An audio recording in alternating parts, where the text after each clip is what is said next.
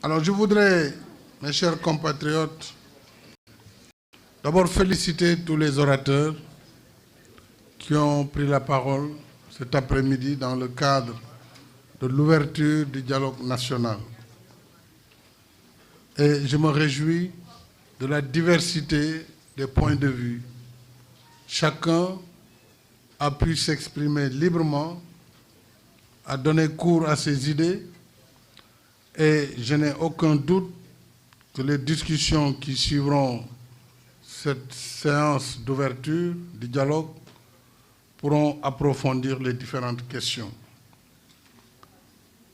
Le dialogue devra s'organiser autour des commissions que j'ai indiquées dans mon propos liminaire.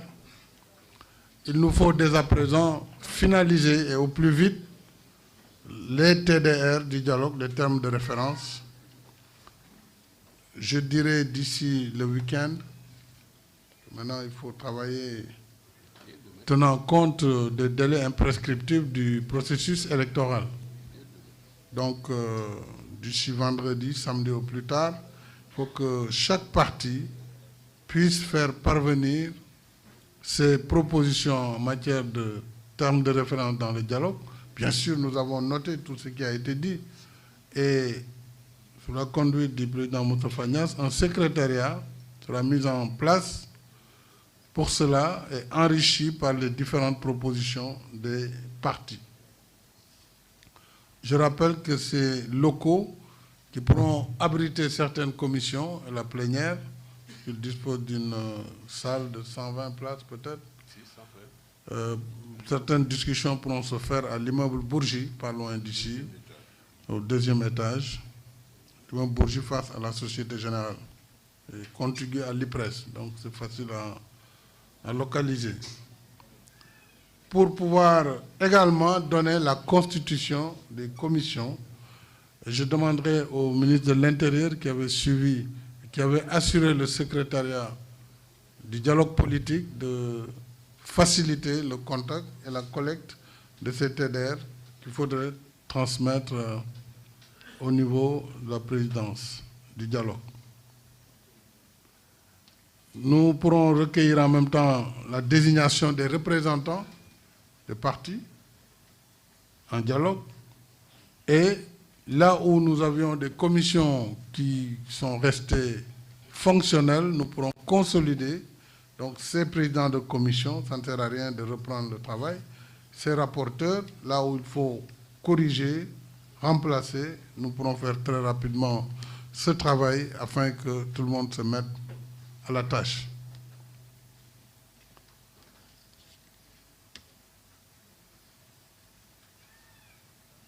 Je souhaite également que les délais du dialogue soient des délais raisonnables, enfermés en tout cas au courant du mois de juin. Il ne faut pas qu'on sorte de ce mois sans l'essentiel des résultats et recommandations du dialogue.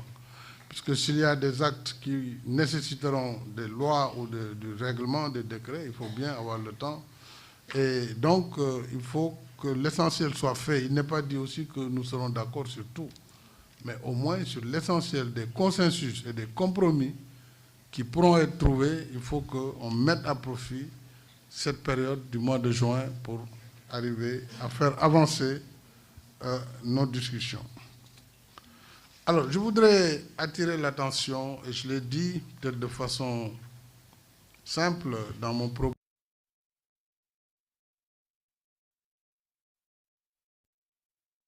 où certains acteurs ont choisi de détruire la République. C'est leur choix. Face à un tel choix, mon devoir, c'est de protéger la République, quoi que cela puisse coûter.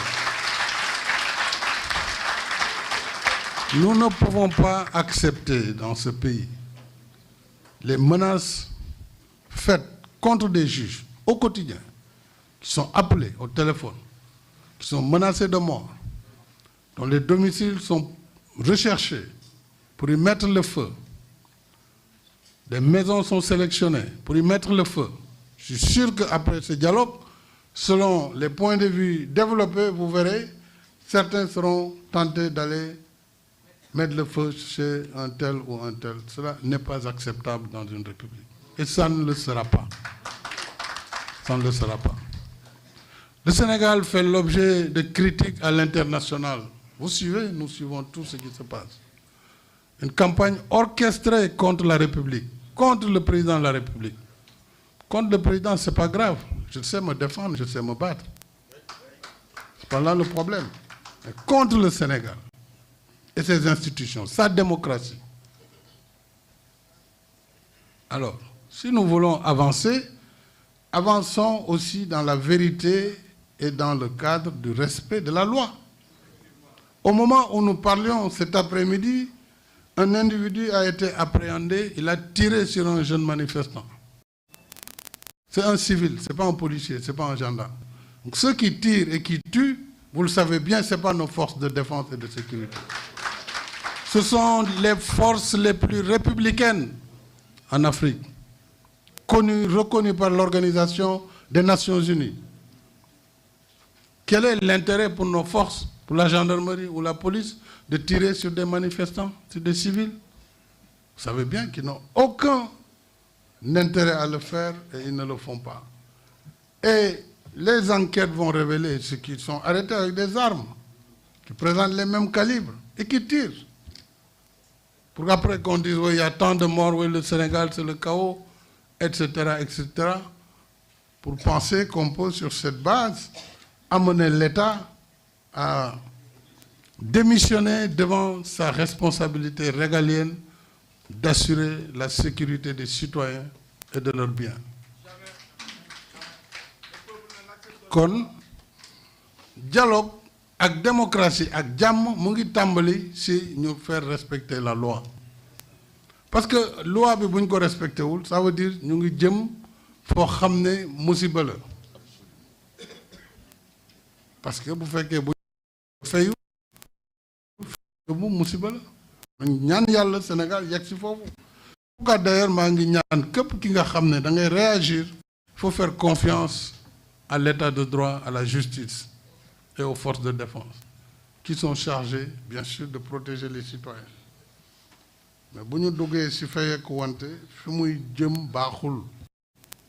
maa ngi ñaan aussi ñi taal këru jàmbur yi nañu bàyyi, parce que loolu kenn mënu si mucc. Faut pas croire que vous pouvez détruire les biens d'autrui et vous êtes tranquille comme ça.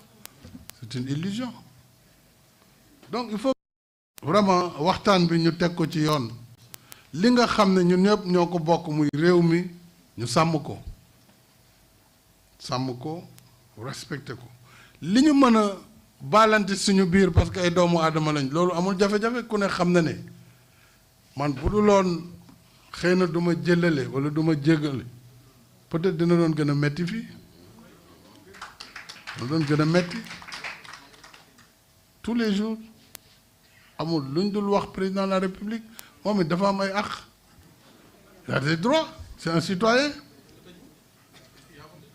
ku ñu tëj rek dafa am loo def na nga jàdd yoon. Donc dialogue bi maa ngi gërëm ñi nga xam ne gëm nañu les vertus du dialogue te duñu leen décevoir, parce que man au-delà de dialogue, au-delà de ay mandat nee naa leen poser leen mandat, poser leen débat bi. waaye li nga xam ne mënuma koo bàyyi mooy kuy jéem a faafaaga réew mi wala di ko jéem a yàq wala jàpp ne mën nañ fi installer kaw loolu moom lu mu jar dinañ ko ci def. mandat boo leen bëggee da ngeen koy ñaan ma ne leen jël leen soo leen bëggee waaye ci njëkk nag ci njëkk de. waaye par force doo nekk candidat ñu teg ko ci leen ci seen bëgg-bëgg mais au nom de quoi? te ñi koy wax ñoo campagnoon ne référendum bi bu oui jàllee président dana def 2 mandats tout le monde le sait, tout le monde sait lire le droit. kon débat boobu du ma ci dugg parce que débat dialogue bi la man nangu naa ñu débattre ko dans le dialogue man ma gêne nullement comme nangu naa ñu débattre l'ouverture et l'inclusion.